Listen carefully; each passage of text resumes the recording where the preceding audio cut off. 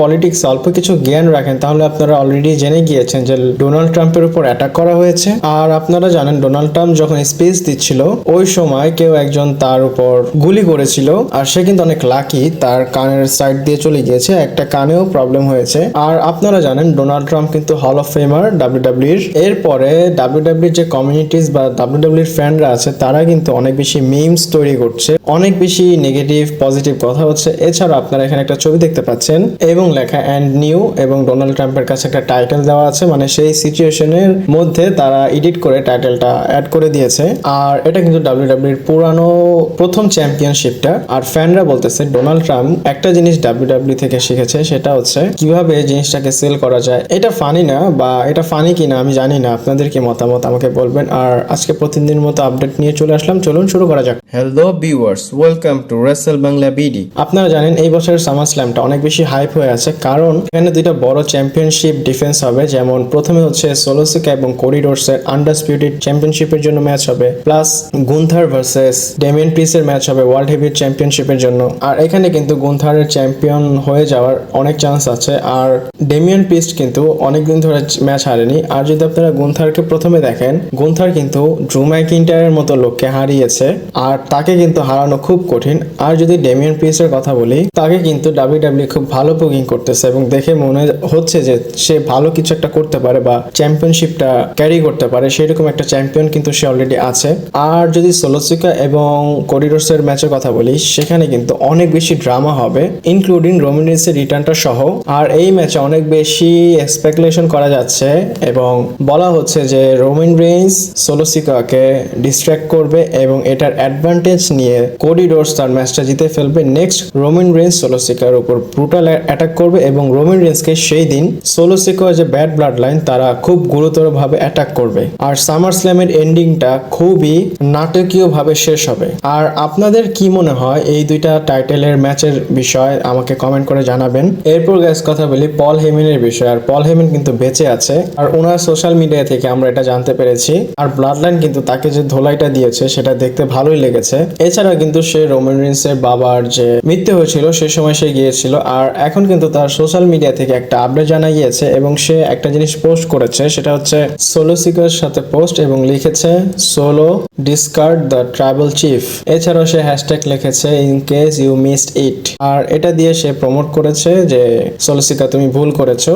আর এটা তার অ্যাটাক করার পর প্রথম একটা tweet WWE related, story line related. এরপর গাইস একটা ছবি দেখায় আপনাদের, এখানে কে আপনারা চিনতে পারছেন কিনা জানি না, এটা হচ্ছে বেইলি। এবং মেক্সিকোতে লাইভ ইভেন্ট হয়েছিল, সেখানে মেক্সিকোর যে ট্রেডিশন লুচা সেটাই সে পড়েছে, মানে মাস্ক পরেছে। আর মেক্সিকোর এই ইভেন্টটাতে কিন্তু অনেক বেশি রিয়াকশন পাওয়া গিয়েছে। আর ডাব্লিউডাব্লিউ হয়তো চিন্তা করবে যে এর পরে কোনো শো হলে মেক্সিকোতে করবে। এই ইভেন্ট থেকে আরো একটা ছবি এসেছে, আর এখানে ডেমিয়ান প্রিসের সাথে জিউসের ম্যাচ হয়েছিল। আর ম্যাচটা শেষ হওয়ার পর ডেমিয়ান প্রিস জিউসকে উঠাচ্ছে, মানে বেবি ফেসের মতো। আর ডাব্লিউডাব্লিউ কিন্তু তার ক্যারেক্টারটাকে হিল রেখেছে, কিন্তু তাকে বেবি ফেসের মতো অ্যাক্টিং করানো হচ্ছে। এছাড়াও কিন্তু আমরা স্যাথ রলিন্সকে যখন ফিন বেলার অ্যাটাক করেছিল সে সময় দেখেছিলাম যে সে স্যাথ রলিন্সকে ওইভাবে অ্যাটাক করতে চায় নাই বা অ্যাটাক করতে দেয়নি ফিন বেলারকে। আর এটা করে ডাব্লিউডাব্লিউ হয়তো টেস্ট করতেছে ডেমিয়ান প্রিসকে যদি বেবি ফেস রান দেওয়া হয় ক্রাউডরা কেমন রিয়াকশন দিবে। আর সে যখন জিউসের সাথে এটা করেছে ক্রাউডরা কিন্তু খুব ভালো একটা রিয়াকশন দিয়েছে। আর আমার মনে হয় ডাব্লিউডাব্লিউ যত সময় ডেমিয়ান প্রিসের উপর ইনভেস্ট করেছে এখনই ভালো একটা সময় তাকে আরো উপরে নিয়ে যাওয়ার। আর ডাব্লিউডাব্লিউ যদি এফ আপ করে ফেলে তাহলে তো আর কিছু করার নেই। কিন্তু আমি এটা বলবো ডেমিয়ান প্রিস বিল্ড হয়ে গিয়েছে, এখন জাস্ট ডাব্লিউডাব্লিউ তাকে একটা ভালো রান দেয়। এরপর গাইস একটা কথা বলি, বা এটা একটা স্টোরি আপনার সাথে শেয়ার করি বন ব্রেকারের রিলেশনশিপের স্ট্যাটাস নিয়ে। আর এখানে দেখতে পাচ্ছেন ইজি ডেম, যে কিনা ডাব্লিউডাব্লিউ সুপারস্টার এনএক্সটি তে আছে, ওনার সাথে ব্রন ব্রেকার একটা ছবি দিয়েছে। আর এই ছবিটা দিয়ে তারা রিলেশনটাকে কনফার্ম করে দিয়েছে।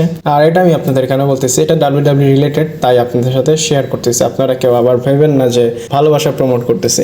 এরপর গাইস আবার কথা বলি মেক্সিকো লাইভ ইভেন্টের বিষয়। এখানে টিফিনি কিন্তু ক্যাশ ইন করতে গিয়েছিল, সেই ম্যাচে ব্রিফকেস নিয়ে চলে আসে। আর ম্যাচটা অফিসিয়াল হওয়ার আগেই তাকে ডিস্ট্রাক্ট করে দেয়, মানে সে সাবমিট করেনি মানি ইন দ্য ব্যাংকটা। আমার অবাক লাগতেছে ডাব্লিউডাব্লিউ কখনো লাইভ ইভেন্টে ক্যাশিং করে না। এছাড়াও টিফিনি আর একটা কথা বলেছে, ওনার যে ব্রিফকেস সেটার কালার চেঞ্জ করতে পারে, বা ওনার যে একটা ভাইব সেটার মতো একটা ব্রিফকেস নিয়ে আসতে পারে। কারণ সে বলে এটা টিফিনি টাইম, সেই অনুযায়ী কাস্টমাইজ করে সে মানি ইন দ্য ব্যাংকটা নিয়ে আসতে পারে। আর যদি এটা পিঙ্ক কালার হয় তাহলে অনেক ভালো লাগবে, বেসিক্যালি আমার ভালো লাগবে। এরপর গাইস কথা বলি লোগান পল পল এবং এলি নাইটের ম্যাচের বিষয়, যেখানে United state championship on the লাইনে আছে আর চান্স অনেক বেশি যে এলি নাইট এই ম্যাচটা জিতে যাবে। আর লোগান পলের কিন্তু 250 দিনের রেন হয়ে গিয়েছে টাইটেলটা জেতার পর, আর সে 250 দিনের মধ্যে টাইটেলটা মাত্র 4বার ডিফেন্স করছে। আর সে এত কম কেন করেছে সেটার ব্যাখ্যা দেয় এবং সে বলে ওনার মার থেকে উনি একটা কথা শুনেছে। তার মা এটা বলেছে, তুমি যদি টাইটেল ডিফেন্স কম করো তাহলে তোমার চ্যাম্পিয়নশিপ যাওয়ার আশঙ্কা কম থাকবে। আর এইটা একটা সিম্পল রিজন লোগান পল কেন ডাব্লিউডাব্লিউ তে তার টাইটেলটা ডিফেন্স করে না। আর একটা জিনিস বলি, লোগান পল যে এতদিন ধরে টাইটেলটা রেখেছে মনে হয় না যে তার কাছে টাইটেলটা আছে, বোরিং মনে হয় না আমার কাছে পার্সোনালি। আর যদি এলি নাইটকে দেয় তাহলে টাইটেলটার ভ্যালু অনেক বাড়বে, আর এটা উচিত কারণ লোগান পল তো ডিফেন্স করে না, সেটাতে ভ্যালুটা কমে যাবে টাইটেলের। আর যদি লোগান পলের কাছে আসে তাহলে তো এমনি এলে নাইট ইয়া বলে এবং সাথে সাথে ইউনাইটেড স্টেট চ্যাম্পিয়নশিপটাও সে রাইজ করবে, দেখতে অনেক ভালো লাগবে। আমি চাই ফাইনালি এলি নাইটের কাছে চ্যাম্পিয়নশিপটা চলে আসুক। নেক্সট কথা বলি টিএন এর সেমিভার্সারি ইভেন্টের বিষয়। আর এটা কিন্তু ডাব্লিউডাব্লিউ তে আমরা যেমন রেসেলমিনিয়া দেখি ঠিক এইটাও সেরকম একটা ইভেন্ট তাদের। আর তারা কিন্তু এই ইভেন্টের জন্য অলরেডি 4000 টিকিট সেল করে ফেলেছে। আর টিএনএ কিন্তু অনেক বেশি তাদের অনুযায়ী টিকিট সেল করেছে, কারণ টিএনএ তে একটা সময় 150-200 লোক আসতো দেখতে, সেই অনুযায়ী গ্রাফটা কিন্তু অনেক হাই। আই থিঙ্ক ডাব্লিউডাব্লিউর সাথে কোল্যাব করার কারণে এই জিনিসটা হয়েছে। এরপর গাইস মেজর একটা আপডেট দেই, আর আসতে যাওয়ার সময়ের মধ্যে ডাব্লিউডাব্লিউ তাদের টাইটেল চেঞ্জ করতে পারে। চেঞ্জ বলতে কি, টাইটেলের ডিজাইন চেঞ্জ হতে পারে। আর এই টাইটেলটা কিন্তু অন্য কোনো টাইটেল না, এটা হচ্ছে কোডি রোডসের আন্ডারস্পিরিটেড টাইটেলটা। এছাড়াও বেলির টাইটেলটাও চেঞ্জ হতে পারে। আর রিপোর্ট এটা জানা গিয়েছে ডাব্লিউডাব্লিউ অলরেডি এই টাইটেল ডিজাইন নিয়ে কাজ করা শুরু করেছে, আর তারা ডাব্লিউডাব্লিউ যে লোগো টাইটেলে সেটা সরিয়ে দিতে পারে বা সরিয়ে দিবে। আর আপনারা যদি ডিমেন পিসের কাছে যে ওয়ার্ল্ড হেভির টাইটেলটা সেটা যদি কম্পেয়ার করেন তাহলে কিন্তু সেটা অনেক বেটার লাগে ডাব্লিউডাব্লিউ আন্ডারস্পিরিটেড টাইটেলের থেকে। আর ডাব্লিউডাব্লিউ কেন বড় ডাব্লিউ দেয় সেটার বিষয়ে আপনাদের বলি, ডাব্লিউডাব্লিউ চায় তাদের ব্র্যান্ডটাকে প্রমোশন করতে। ডাব্লিউডাব্লিউ তো মার্কেটিং খুব ভালো করে, আর ট্রিপল এইচ এর যে থিঙ্কিং সেটা একটু ওল্ড স্কুলের মতো। সে এত বিজনেস দেখে না, সে রেসলিংটাকে এনজয় করার জন্য, ফ্যানদের খুশি রাখার জন্য যেটা করার সেটাই করে ফেলে। আর এখন যে ব্যালেন্সটা দেখতে পাচ্ছেন সেটা হয়তো ট্রিপল এইচ ব্যালেন্স করতে পারতেছে। নিক খান এবং রকের যে ইনভলভমেন্ট সেটার জন্য হয়তো ট্রিপল এইচ একটু ঠিকঠাক আছে, না হলে সে আগের মতোই ডাব্লিউডাব্লিউ তে সবকিছু করতো। নেক্সট কথা বলি রোমান রেন্সের ক্যারেক্টারের বিষয়। আর এটা অনেক কনফিউজ হতে যাচ্ছে রোমান রেন্স রিটার্ন করার পর, কারণ রোমান রেন্স রিটার্ন করার আগে যতক্ষণ ডাব্লিউডাব্লিউ তে ছিল সে কিন্তু হিল ক্যারেক্টার প্লে করতো, আর সে কিন্তু তখন ট্রাইবাল চিফও ছিল। আর এখন ডাব্লিউডাব্লিউ তে তার জন্য যে রিয়াকশনটা ডাব্লিউডাব্লিউ পাচ্ছে বা ডাব্লিউডাব্লিউ ফ্যানরা দিচ্ছে সেটা কিন্তু পিওর একটা বেবি ফেসের রিয়াকশন ডাব্লিউডাব্লিউ পাচ্ছে রোমান রেন্সের জন্য। আর এটার বিষয়ে একটা রিপোর্ট জানাই গিয়েছে, পিডাব্লিউ ইনসাইডার এটা বলতেছে ডাব্লিউডাব্লিউ রোমান রেন্সের যে হিল ক্যারেক্টারটা সেটা ড্রপ করতে পারে এবং পিওর একটা বেবি ফেস রান দিতে পারে। কারণ এখানে লজিক আছে, সে যে রিটার্ন করবে কার এগেনস্টে রিটার্ন করবে, সে হচ্ছে ব্যাড ব্লাড লাইন মানে সোলো সিকার এগেনস্টে। আর সোলো সিকার কিন্তু এখন হিল, আর যদি হিল ভার্সেস হিল হয় তাহলে কিন্তু ফিউডটা ভালো হবে না। আর অটোমেটিকলি ডাব্লিউডাব্লিউর ফ্যানরা চাচ্ছে রোমান রেন্সকে ফেস টার্ন করানোর জন্য এবং তাকে ফেস সাপোর্ট দেওয়া হচ্ছে। ডাব্লিউডাব্লিউ যদি এটা না করে রোমান রেন্সকে হিল রাখে তাহলে কিন্তু ডাব্লিউডাব্লিউ এখানে প্রবলেম হতে পারে।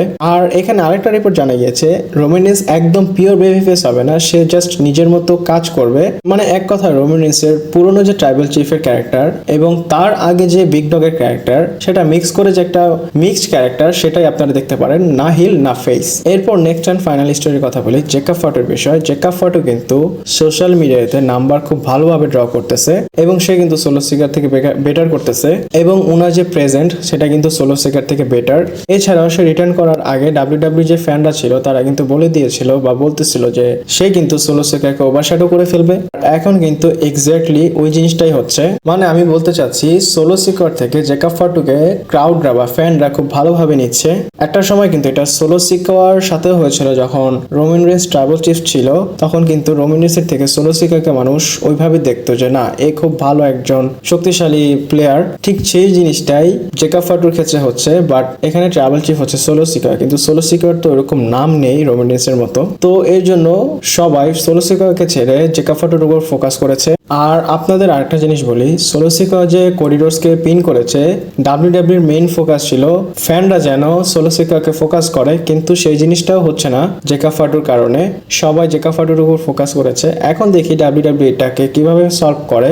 আর আমার ভিডিওটা আজকে এই পর্যন্তই ছিল। ভালো লাগলে লাইক কমেন্ট শেয়ার সাবস্ক্রাইব করে পাশে থাকতে পারেন। পরবর্তী ভিডিওতে আবার দেখা হচ্ছে।